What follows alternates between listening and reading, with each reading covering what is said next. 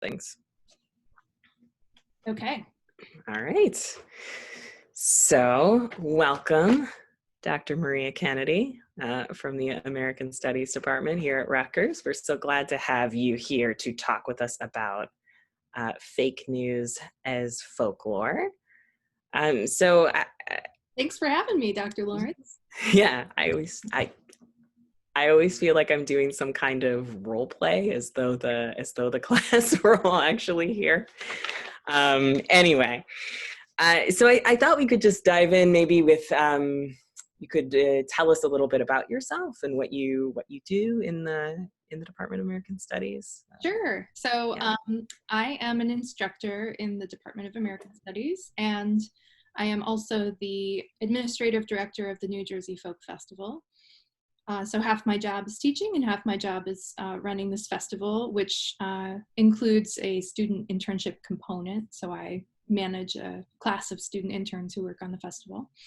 And I teach American folklore and some other public humanities related classes. So my own personal research looks at agriculture and conservation in both the United States and Britain, and specifically I'm interested in orchard conservation, and craft cider making is my personal research interest. So a good time of year. We're filming this in autumn, so presumably a very good time of year for you. The best time of year. Yeah. All right. So as I said, right, we're talking about fake news as folklore. Maybe we start with one half of that, folklore. Maybe tell us a bit about what folklore is, and then how we might understand urban legends, right, as sort of a narrower subset of folklore or category within that larger one. Sure. So, I mean, defining folklore is one of the big sort of like questions in our field. What even is folklore? And I think a lot of people come to the study of folklore with their own preconceived ideas of what folklore is. And I get a lot of students who come in wanting to learn about the Jersey Devil or Slender Man. So your classic monster beast folklore is definitely out there. That is folklore. Fairy tales are folklore, but folklore, includes a lot of other things like harvest festivals, traditional occupations, boat building, material culture, ethnic traditions. So it really encompasses a whole lot of different things that we study in the field. Everything from beliefs to practices to art forms. And the thing that kind of ties it all together is an emphasis on looking at what one folklorist, Dan Benamos, described as artistic communication in small groups. And each of those words in that very short definition sort of points to what we're really concerned with in the study of folklore. Artistic, we're really concerned with the aesthetic world. Communication, how people interact and share ideas in small groups. And so it really emphasizes the person-to-person kind of interaction and communication within self-identified communities. And so that really distinguishes it from the study of popular culture, which most often looks at mass media, the ways we communicate through mass media, and the productions of mass media. Folklore can look at mass media, but it's really interested in how individuals and small groups actually talk about or interact with or recirculate mass media. And so we'll talk about some, urban legends. And a lot of what happens with urban legends actually is a sort of recirculation of stories from personal tales told in small groups into the news media and then back again. It's this sort of cycle of storytelling. So it doesn't exclude the mass media, but it's more about how people actually construct stories and share them within their social groups. So folklore can encompass a lot of different things, but it really focuses on the small group and on artistic communication. And we borrow methodologies from anthropology. So we do ethnographic research. Some folklorists are really literary, and so they're really focused on things like tales and folk tales, fairy tales, and legends and other stories. And some folklorists are really historically oriented, so they'll do a lot of archival research. So it's a really interdisciplinary field of study that encompasses a lot of different methods. Hope that answers the question. It does. I'm curious what defines a small group, right? You do a distinction there between sort of like the study of folklore and like mass communication or pop culture. Mm-hmm. What makes a group small? I mean, obviously it has to be small, but right? I think the emphasis is usually on how groups actually identify themselves. So it's more of an inductive approach rather than assigning a certain number or definition. You know, if I was to go to Comic-Con and be interested in that as a study of folklore, I'd be interested to see how people actually self-define their relationship to the event or to a group of people who they associate with who participate in that event. It's really about figuring out how people define their own groups and then seeing how they communicate within those groups and what kinds of artistic productions they're sharing within those groups. Interesting. Okay.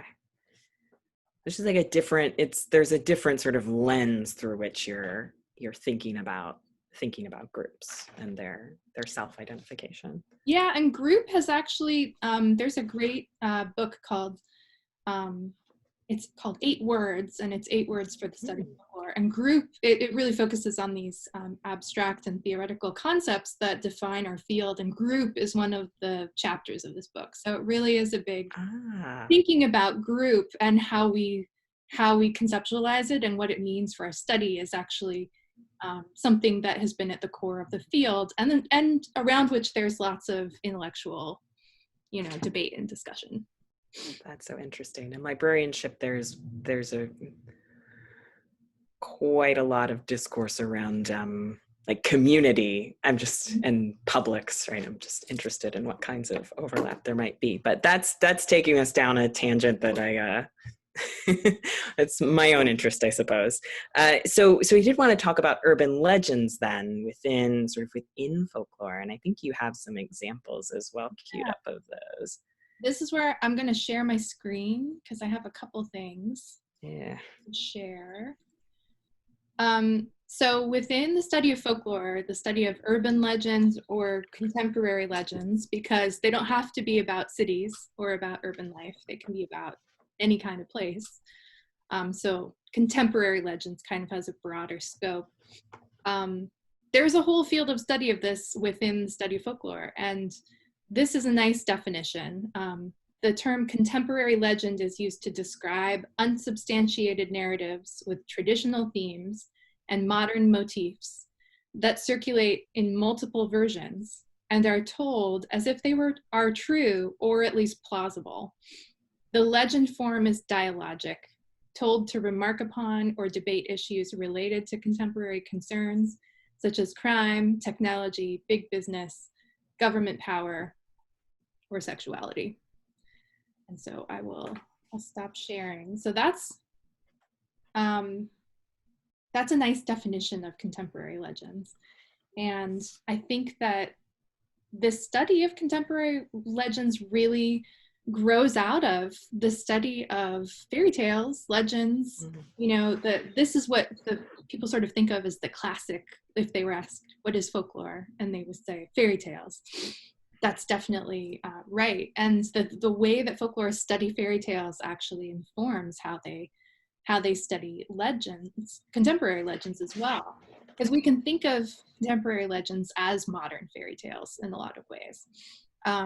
And that can help us understand what they're doing in society, because the study of contemporary legends isn't just a study of the story as a story, but also the study of how that story works and what Mm. function it's performing in a social group.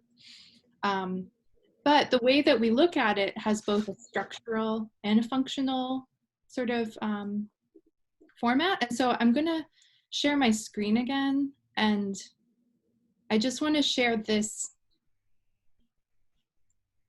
definition of the term motif. Because when we study folk tales, one of the sort of building blocks of a structural analysis is the idea of a motif. And we can find a motifs running through folk tales. And a motif in this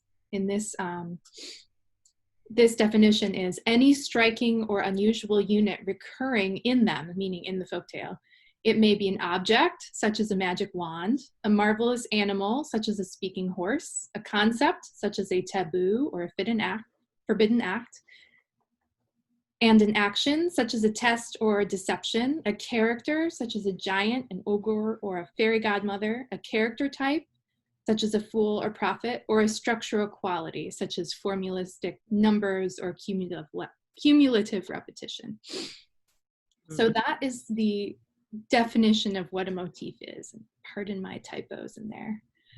But the concept of a motif really helps us to study how fairy tales are built and how they move around, and how some tales are similar both within a culture and across cultures. Because once you start breaking down a folk tale into its component parts, you realize that it's not supposed to be a realistic tale. It doesn't tell us about how life actually is. It's composed of component parts that you can start to recognize. Mm-hmm. And there's actually a whole motif index that was created by one of the people in our field, Stith Thompson. And it's like, as librarians, you should love indexes, right? It is almost like a quantitative accounting of the qualitative components of folktales. And it lists them in minute detail. And then there's like a bibliographic index that relates these particular, where can you find this particular motif? Oh, it's in this tale that was collected. Oh my God, tale that was collected there. Yeah, I mean, there's a lot of relationship between folklore and library studies archives. So anyway, all of this is, why are we talking about the motif? Let me move along here, and I'll share my screen again. So why would you want to do a structural analysis and look at things like motifs? And you can look for these things, ways that people string together stories or explanations of repeatable component parts. You can ask, are these component parts common? Do they relate or link to other stories or kinds of stories? You can ask, can I trace these component parts to other places or groups? And by mapping them, can you see how people share stories or information? And then you can analyze how people build up a worldview through component parts, organized in explanatory ways. So in some ways, you can really think about folk tales as, especially when we're studying oral tales, tales that are transmitted completely orally instead of through writing. This is a way that people organize information. Right? And it's an aesthetic, artistic way of organizing information that people can use to share concerns about things. But the thing that we have to remember, and I think this will get to the heart of what you want to talk about when we talk about fake news, is that folktales aren't things that you can really take at face value most of the time. They're very layered, and they have layers of meaning baked into them, and they allow certain kinds of communication that are indirect. So what do I mean by that? Let me see if I can move on to, I'm going to move past, I'm going to come back to this definition about rumor. Well, I'll just say it right now. The power of rumor is not in whether its origins are true, but in how it dramatizes legitimate social concerns for which people lack information or solutions. Mm. And I think that gets at this point that folk tales aren't necessarily speaking directly about concerns. They're dramatizing social concerns, and that those concerns are ones that people lack information or solutions for. And so rumor is a part of often contemporary legends or urban legends or folklore. It can be, part of the way that things people talk about. So let's move on to an actual urban legend. And this one is The Killer in the Back Seat. Have you heard this one, Dr. Lawrence? Oh, I have, yes. Some variation on it at Yeah, least. what's your version of it? How would you describe The Killer in the Back Seat? So I think it's something like a woman is driving home alone at night. I feel like the version I've heard is is also like the high beam story or something like that, where there's like a truck driver behind her that's like keeps flashing lights, and she becomes quite unnerved by that. Right? It's like, why is this person following me? Pulls over or gets home, something like that, gets out of the car, and the gentleman from the truck explains that there was someone in her back seat, and that this was actually why he was flashing his high beams on at her every time this person like popped up or something with a knife or what have you. That's the version that I sort of vaguely recall. And I think the fact that you can recite like a summary of this urban legend Mm-hmm. on demand shows like that several things. First of all, you've identified a bunch of the motifs that are part of the story. Even if you can't tell the story well, or you don't know all of Definitely can't tell it well. Right, like you don't have to be the world's greatest storyteller to be able to recount the particular parts of the story, the essential component parts and the narrative. Those all, they're there for you. You know how to access them, and you can put them together in the recognizable way that we can say this is the story of the killer in the backseat. If you were to like hear a particular version of it, there's probably more elaboration on some of the details, or more dramatic ascent of the narrative to a point where you're like, oh my gosh, it's scary. But you can put it together, and that is pretty good evidence that this is a circulating piece of folklore, right? It's something we all have access to. It's something that all of us can at least repeat, even if we aren't the greatest storyteller. And that's sort of the social dynamic of its transmission. But then, like, what does it actually mean? Another detail of its transmission, I personally, and perhaps you did too, because we're about the same age, definitely received this as part of chain emails from like very concerned aunties who were like warning us.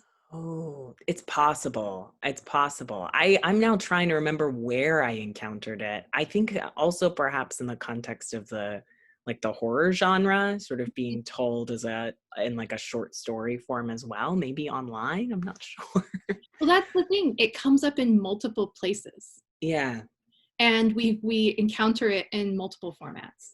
But one of those formats, at least for me, was like, your very concerned auntie is like forwarding you this email, saying, beware, these people are out there, there's been a rash of these incidents. Be careful while you're at the gas station. So there's this plausibility factor, right? People believe that it could happen to them, maybe. And why? Because the circumstances are circumstances that are, common to all of us. But then if we get down to an analysis of what this is actually talking about in society, if we were to do a really basic gender analysis of this, like how would you interpret the story of the killer in the backseat? What's it about?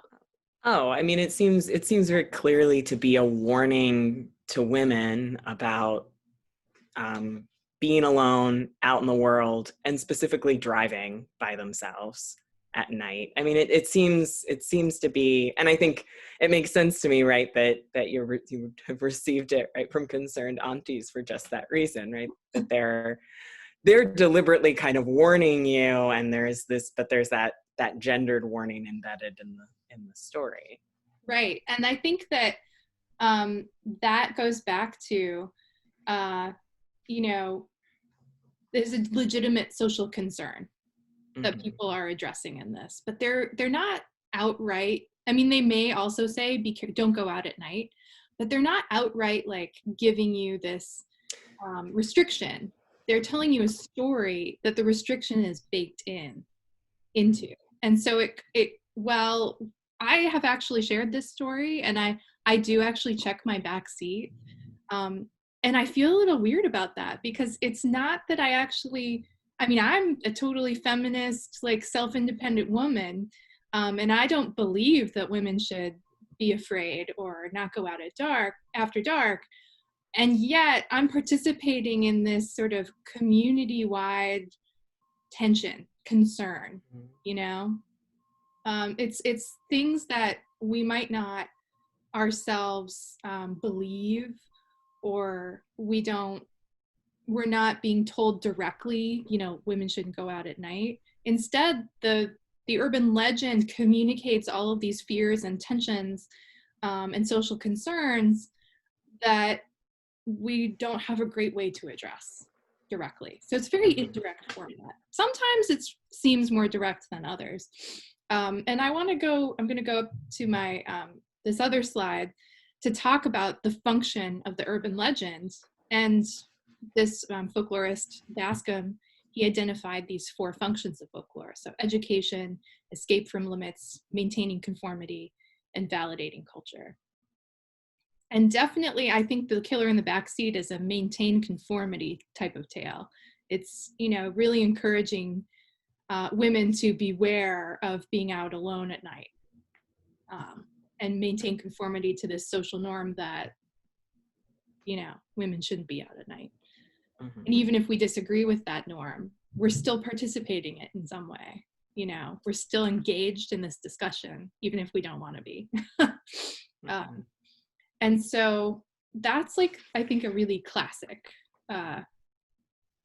urban legend. There's a couple of other one of my favorites is the pet python. Do you know the story of the pet python? I think I know it by vaguely from you, but I can't now recall how it works.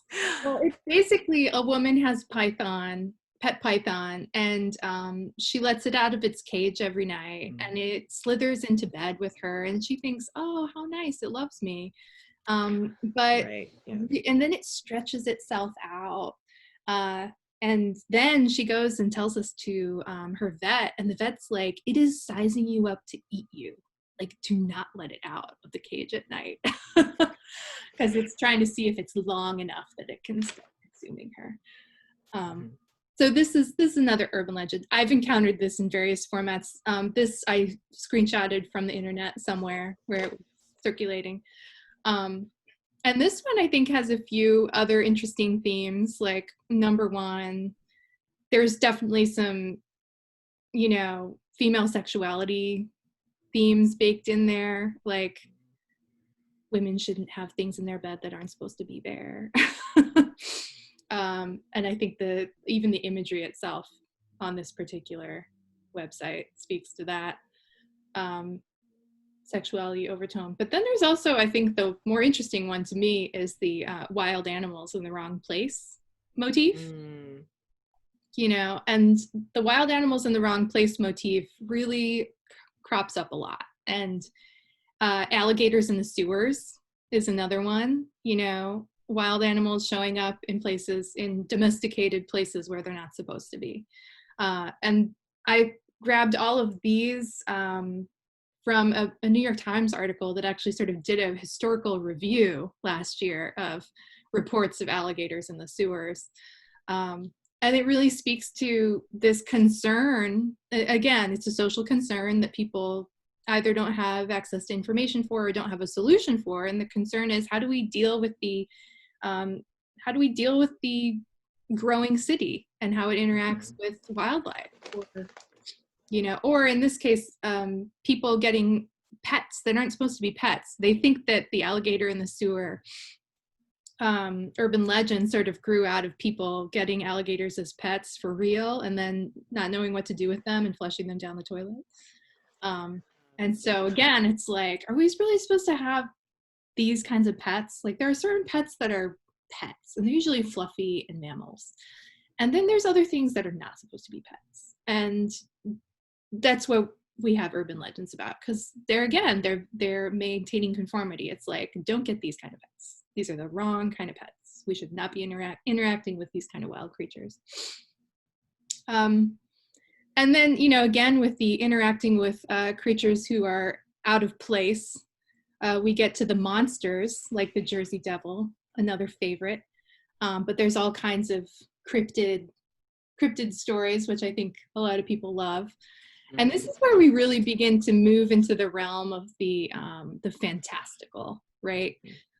Animals out of place is a very common theme in urban legends. But then you get to the ones that start to break into the supernatural. And that's where we start to ask questions about belief.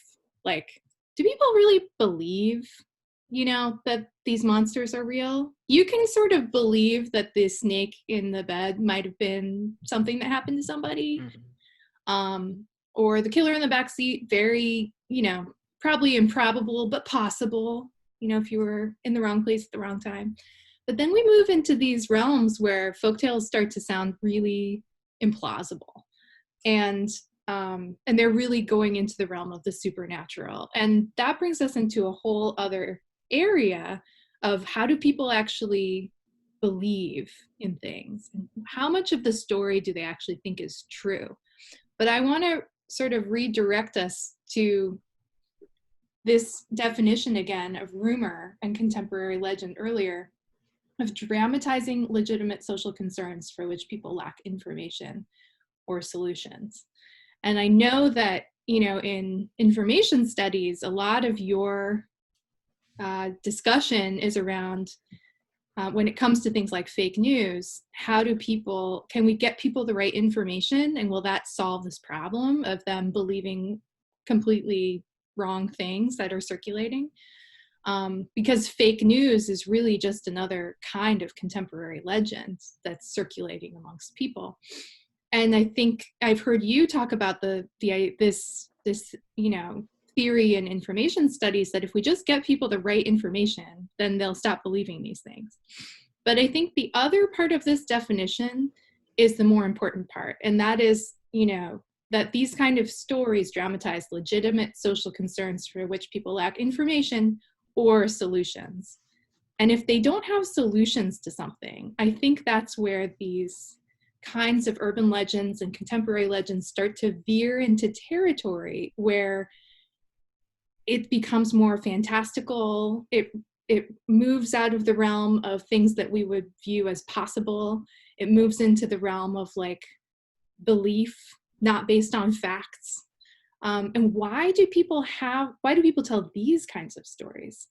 And it's still because they're trying to deal with things, with social concerns that they don't have solutions for. And it's a method of discussion. You know, we come back to, I'll go all the way back to the first one, and it says the legend form is dialogic, told to remark upon or debate issues. You know, so I think we should look at contemporary legends, urban legends, and when they move into the zone of things that, like fake news, that are either legends that are alluding to the supernatural, you know, in the sort of like monster tale, or fake news, urban legends that are really going beyond believable facts. We should think of these kinds of stories less about whether they represent a kind of plausible situation or story, but more about the fact that they represent a venue for social dialogue about things for which people don't have real solutions for. And so I'll skip forward here all the way to, I'll skip past that one, the Pizzagate fake news situation. And I'll bring up this screen, but then I'm gonna stop sharing the screen. because I know you had wanted to discuss like the fake news end of the contemporary legend spectrum. So I was wondering what kind of questions you had about it, so we could sort of get the based on anything I just said. Yeah. Mm, so I find this idea that there's always some kind of underlying social concern and anxiety very interesting and potentially quite useful, practically and pedagogically for those of us in LIS.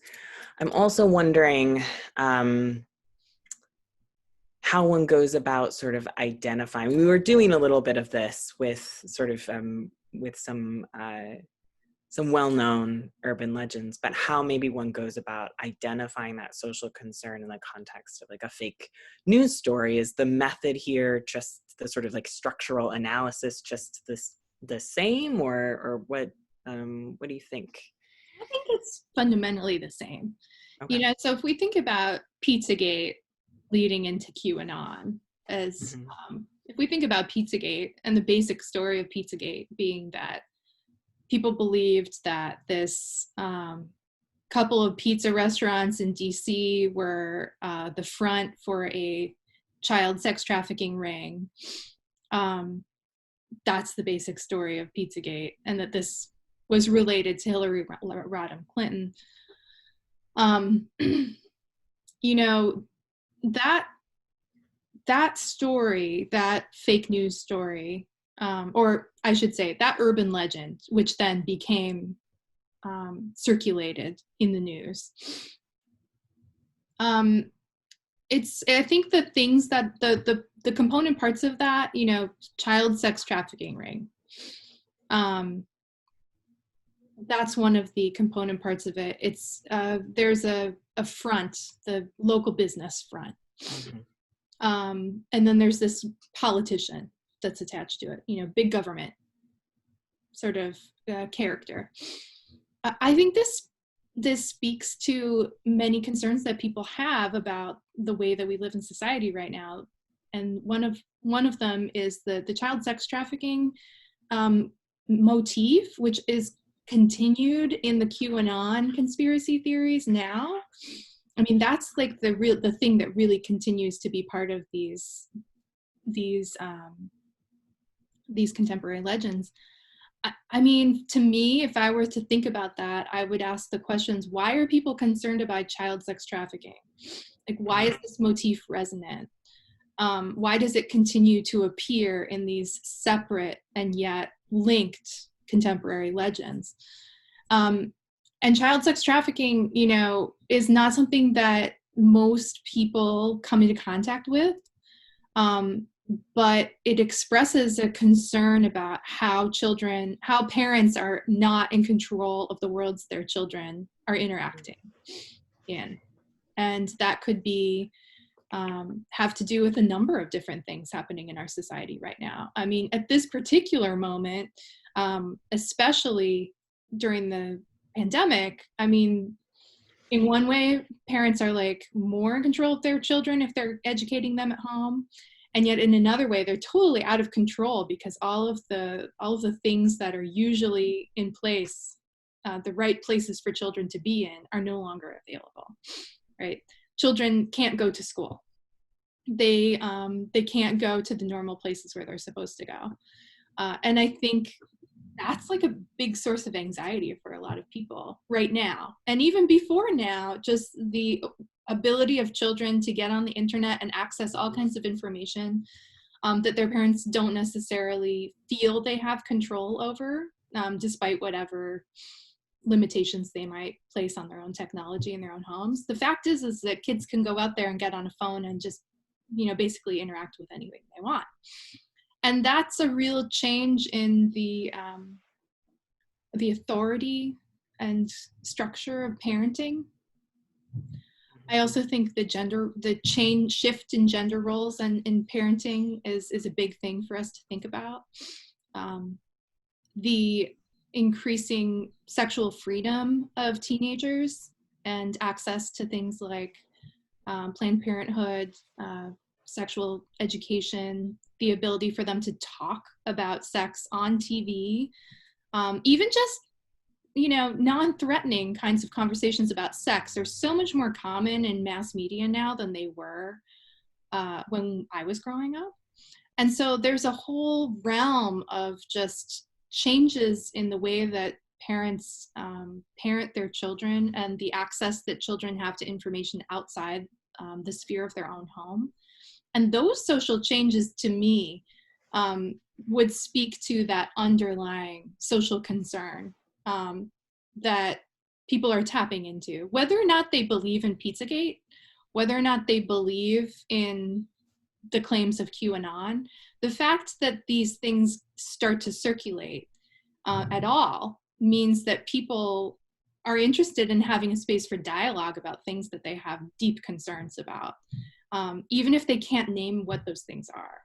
And I think that's the thing that contemporary legends do, is that they give people a sort of symbolic realm within which to discuss things in an abstract way that is outside of their realm of normal everyday experience, which is in a lot of ways safer. It's safer to talk about, QAnon, because you don't even have any actual interaction with it, than it is to talk about the actual internet life of your own child. Like it removes it from your personal sphere of responsibility or engagement. And it puts it out in this sort of like semi-fictionalized, abstract realm that's highly stylized. And that makes it, in a way, easier for people to talk about and have discussion about. It also removes it from real responsibility. If you're just talking about QAnon, you don't really have the responsibility of, well, what am I going to actually do to follow up on my child's internet interactions? You can just sort of blow off steam by talking about QAnon. And I think that that's a way that contemporary legends work.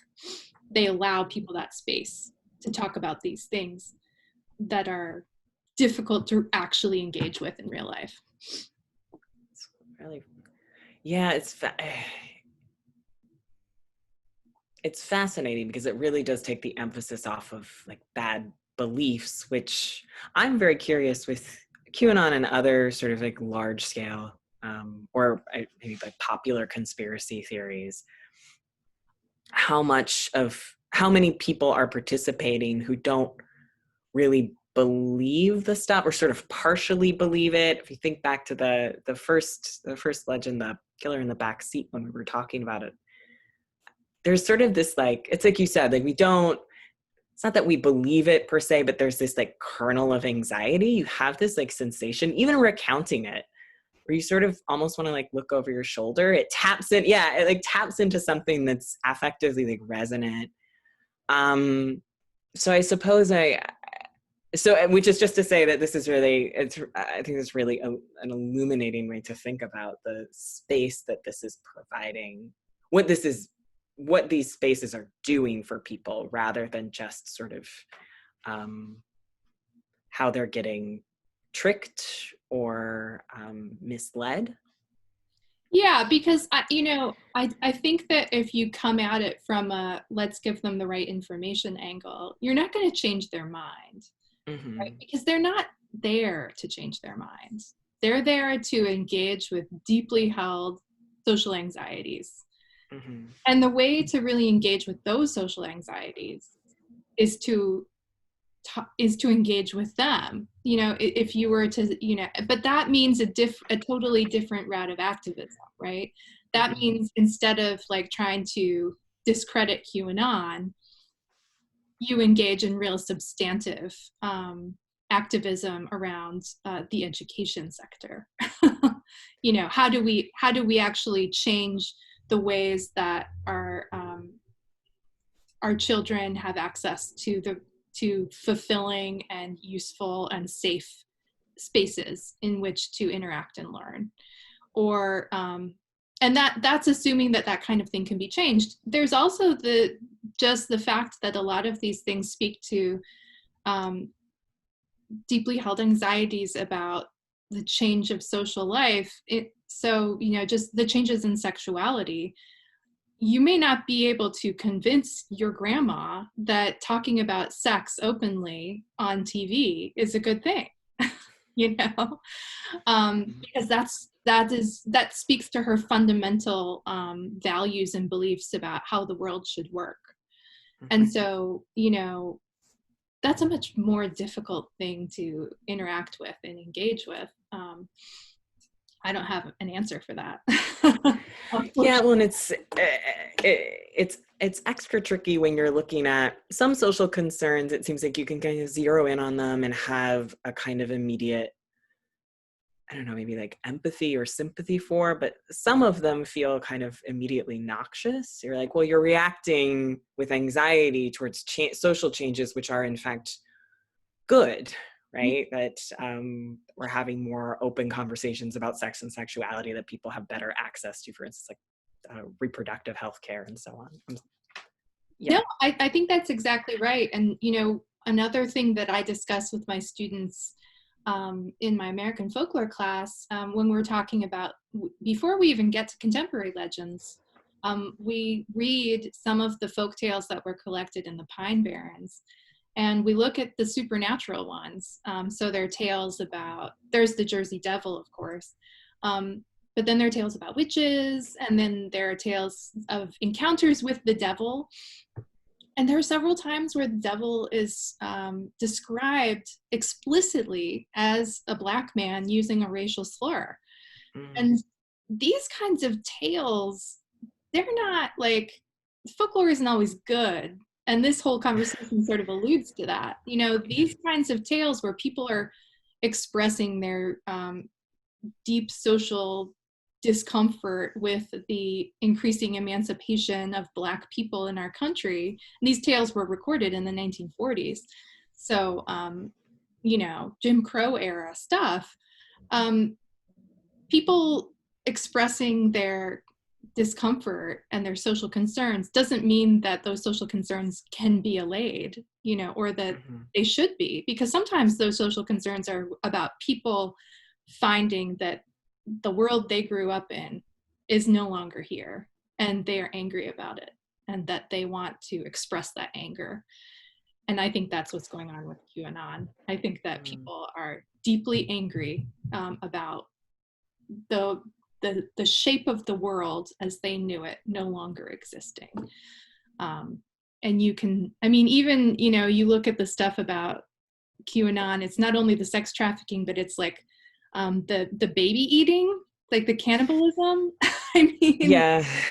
That's like, you can take that straight back to, tales, especially anti-Semitic tales of Jews consuming children. Like, it's really, this is really bad stuff. But yeah, it also, I think it's important for us to recognize that this is a deeply human process. This is how people are. It's not good. It's not nice. But I think understanding it that way, rather than understanding it as a problem of the correct information, helps us see that maybe there are bigger social interventions that need to take place that might, involve really hard conversations, the conversations that you don't actually want to have, and that these kinds of stories are covering up for. Thank you. I think that's actually a great note to end on, and a good lead-in for a for a discussion with some of the for us in class about some of the practical and pedagogical kinds of implications of all of this. And it's been enlightening. So thank you for making the time. Is there anything positive that I can leave your students with, rather than this deep, dark? I suppose that was yeah. I was like, we'll end on the sad note. That's fine. I don't know. It does seem there is a lighter side to some of this, potentially, in the sort of leisure aspect of some of this. I mean, people like the Jersey Devil in part because it's fun, right? So maybe I wonder if there's not some avenue there as well for intervention around the kind of the fun aspects of Well, this. instead of the fun, I mean, the fun supernatural stuff is also, that can get really dark really fast. Like talking about UFO abduction narratives and like the deep trauma that people experience in our country around the government. One thing, but I will say that I think there's a lot that can be actually done with this kind of approach to rumor and legend in a positive social way. And one of the ways that I've seen that happen is actually around public health. And that's like a big issue for us right now. And my professor, Diane Goldstein, who I quoted about contemporary legends, you know, she's worked, she's a legend scholar. She comes straight out of that whole folktale, fairy tale tradition. And yet her work has been largely on applied folklore and looking at the way that people talk about health issues. And she wrote a whole book. I have it right next to me, just for this moment, called Once Upon a Virus, AIDS, Legends, and Vernacular Risk Perception. And this was an ethnographic study of AIDS communication, AIDS stories people tell about AIDS in Newfoundland, which is where she was based. And in looking at this, there really are some interventions in this kind of storytelling where it's like people are talking about an issue that actually you can have an impact on. You know, people are sharing stories about how a disease gets transmitted. You can actually intervene in that situation and be like, why are people sharing this kind of information that's incorrect? Well, actually, you can go in and help them. You can identify what their social concern is and their lack of information and say, oh, we see that you don't really understand how transmission of this disease occurs.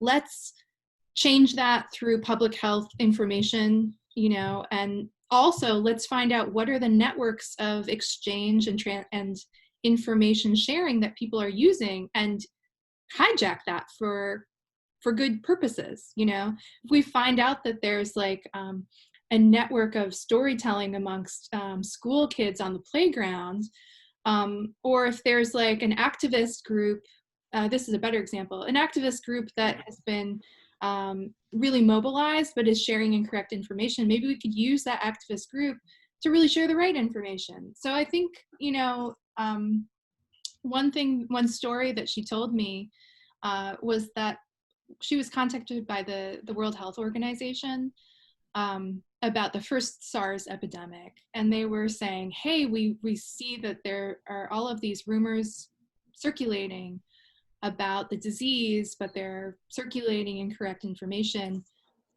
Could we use these, could we trace these rumors to find the origin of the disease or find the epicenter of the epidemic? And she was like, you got it kind of wrong. We can trace these rumors, but what these rumors will tell you is not where the disease is strongest or where you need to send the most medical professionals. It will tell you where there's the most lack of resources, where people are the most scared, where people have the least amount of accurate information to actually act upon. And so that can actually help you redirect those resources to the right place, you know, and then that can help you perhaps stave off the spread of an epidemic by making sure people have accurate information.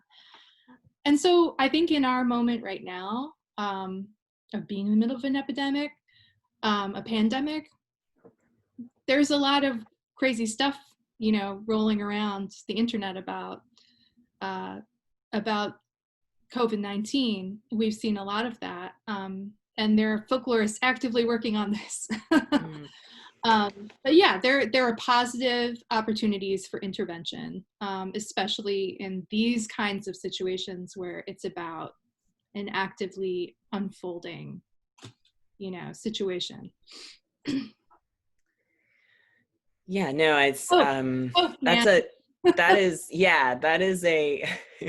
is a much better note to end on, I think. Thank you. You're welcome. All right. right. Well, thank you. It's been really fun. I love coming and helping people see that the stories they tell in their own lives are actually really, Yeah. they're a really important part of who we are as a society and the kinds of things that we're engaging in every day. So Yeah, thanks, Dr. thanks. Lawrence. Thank you, Dr. Kennedy. All right. All Let's right. stop recording now.